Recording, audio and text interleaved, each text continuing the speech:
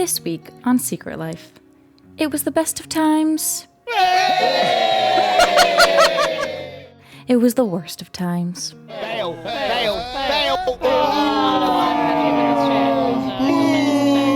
You suck! Week 2 of Secret Life saw a lot of excitement, but no one had a worse time than Martyn, as he is the first to yellow life. No, there's nothing! He was a tad overconfident for someone who lost 25 hearts on the first episode and died to a piglin brute. Formerly known as Martyn, Brute Boy started the episode so strongly, tricking Jimmy into burning down his first house for his task and somehow forging an alliance in the process. The name may be a little misleading as they are calling themselves the Big Man Shack Alliance. He weaponized his misfortunes to the best of his abilities and managed to get 4 hearts from people. The big men might have a wee bit of a complex and want everyone to know just how big they are. Just an interesting decor choice. PJ! Jimmy had a tough task this week. He needed someone to say, "Get out of here." And while he managed to get a "get out of there," he was unable to complete his task. Jimmy was in everyone's personal space trying his best, so he gets this week's A+ for effort. But he still failed. Even ending the episode on 1.5 hearts, I'm sure the Big Man Alliance will gain another yellow life next week. He still has a bone to pick with Scar, it seems, only burning down Martyn's house because he thought it was Scar's. In true Mean Girl fashion, they are great friends to each other's faces, but plotting behind their backs. To Jimmy's credit, he actually looked like a solid Minecraft player in the skeleton fight. Scar was Pearl's biggest hype man this week, despite not even knowing what a hype man really was. In the process, he managed to take on a part-time job and turned his camel into an Uber. He might be receiving a call from HR about his services. As we tour the server, please keep your hands and arms inside of the camel at all times. As Inside we move the away camel? from the land... 2-star Uber. 2-star Uber right there. That was nice, wasn't it? Yeah. It was all right. Bumpy ride. I'm just... Come on, hop on my hump. Let's go. Okay. No one is sure of the camel's name, least of all Scar. It may be Cheerio, it may be Chiro, or it may be Churro. I guess we'll find out as the series continues. Scar attempted many trades. He's quite the professional salesman. Wait, I'm giving you... Wait. No. I thought it was the other way around, Scott. He even scams people without trying to anymore. I just want to have it be known that the deal was for flint. You thought it was flint and steel. I have more. 3 flints and steel. Think of the flint. Think of the fire. Burning down houses left and right. Last episode, we saw him promise Valley Girl to save the feather falling book. And he tried to sell it at the first chance he got. His potential allyships are shaky at best. The strongest seems to be with Lizzie for an enchanter in the next episode. Will this be the first time we see Scar make his own enchanter rather than stealing it from someone else? Stay tuned. We left him making a courthouse for the server to use to settle disputes. The courthouse will go perfectly with BigB's jail cells he is building in his base. Or at least we'll be calling them jail cells until proven otherwise, because nothing else about his base makes sense. It is so far out of left field, I have no other words for it. His task was pretty easy, not to call mobs by their real names, allowing him to claim an easy success. This cute moment between him and Grian can't go unnoticed. Tell you what, I appreciate the bee on the ceiling. I love you so much. I'm so glad he knows that. Despite this proclamation, he remains allyless. Fans of Hermitcraft Season 7 might feel that Grian's task was familiar. If you're such a hobbit, then you'll love this Mordor. He had to steal doors multiple times from people on the server. He pulled off some risky plays thanks to invisibility potions and picked up a win for the week. Bases this season are absolutely as chaotic as everyone's behavior. Grian's base is a bunch of staircases winding up together. He claims there's a vision for it. I think his vision is simply to have it be a death trap, at one point dooming players to fall. Unusual for Grian, he is still allianceless by the end of the second episode. The Heart Foundation is taking applications for new members. Actually, I don't think you even need to apply. Just show up and they would accept a chicken as a new member at this point. It's getting a little desperate over there. Ironically, while the point was to scam people out of their hearts, This week, they managed to both give their hearts to Scar and received nothing in return. Scar claims to be an ally, but the tone of his voice suggested otherwise. Tango had to make a bet and win. Lots of losing later, he managed to win a convoluted bet to earn his button press.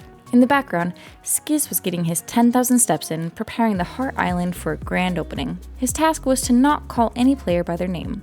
No one even questioned his behavior because this was rather normal for Skizz, as Tango Top and Jimmy Jiggles can attest to. Cleo had a rough session. Her task forced her to ride a hog for half the session. She succeeded, but to great detriment, going from 30 hearts down to 2.5. The fact that no one told her she could make it go faster by right-clicking the stick and carrot is an absolute tragedy on its own. In true Cleo fashion, she threatened a lot of people to get their hearts. I will break your legs. And it worked. The alliance between her and Etho is stronger than ever. What that makes them, I'm not sure. Cleo? It has a ring to it. Whatever it is, Cleo has added her name to the Etho fangirl list.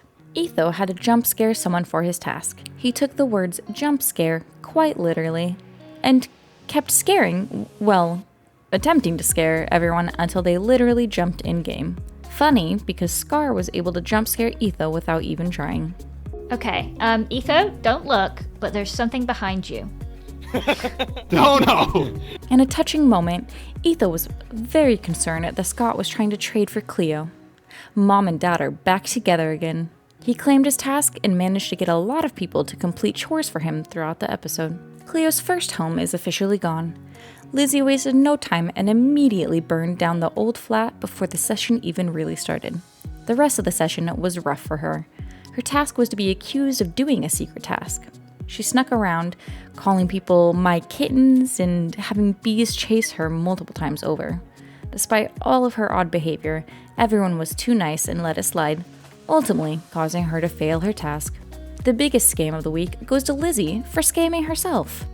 She tried to trade Grian 3 ancient debris for 16 die, which was such a horrible trade, Grian even added in some extra goodies.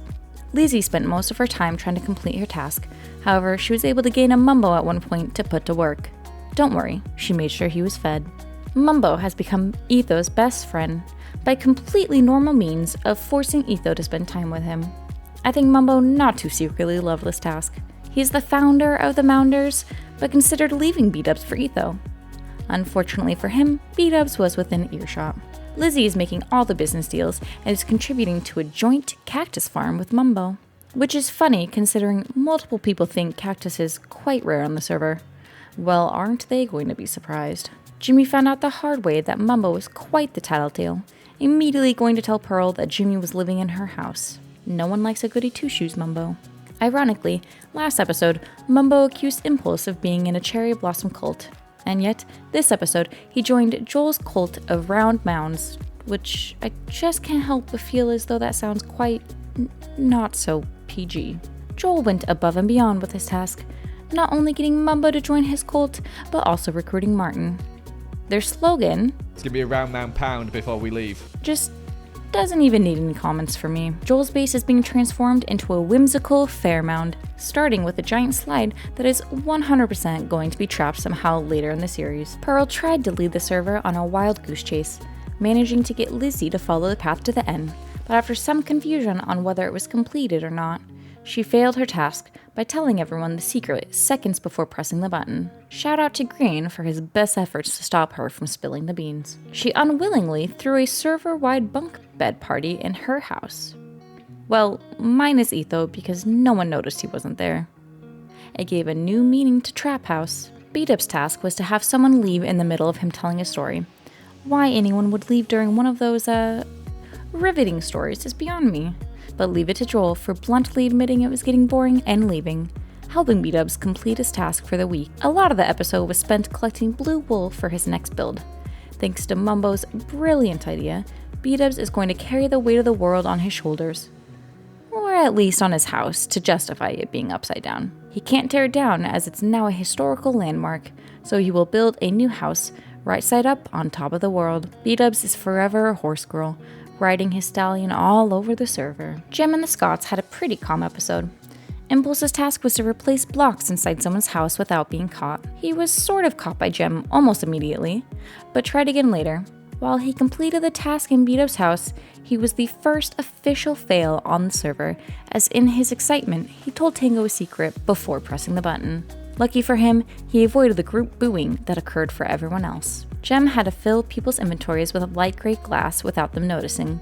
She completed the task with surprising ease. Now we get to play the game of spot the gray glass panels placed throughout the server. She had a minor spat with Grian while he tried to illegally use her enchanter.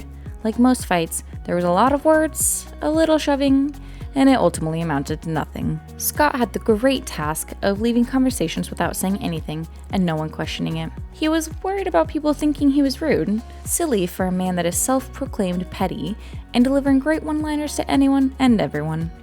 It will now be known as a Scottish exit rather than an Irish exit. He almost set his house on fire trying to get Jimmy to leave, which seemed much more complicated than just saying, "Get out of here." Poor Jimmy. This was quite an exciting week. Everyone had such odd behavior, but I don't think all of that can be contributed to just the secrets. I think everyone in the live series is just slowly descending into chaos. Honorary mentions for this week include Jelly making a cameo in Scar's video. The berry bush is the MVP for this episode, taking quite a lot of hearts to the embarrassment of pretty much everyone on the server. Mumbo having a knee-jerk reaction of just shouting Grian to anything. And then walked off. Oh! Grian! I don't know why I shouted at you. I'm sorry. It was just natural. He also gave me my new bio for a dating profile. I come with no resources and very little talent. And this line from Scott. Top of each other, yeah. One of you will actually pick this up, right? Yeah, I don't know how to get on top. It's whoever has. You can get on top of me, Scar. Which needs no words. We end week 2 with 4 fails and 1 yellow life. If you enjoyed the video, hit that subscribe button and let me know in the comments if I missed any big events you thought should have made the cut. Don't forget to go show love to all of the amazing Secret Life creators so the series can continue for many seasons to come. And with that, I'll see you all next week. XOXO Treble.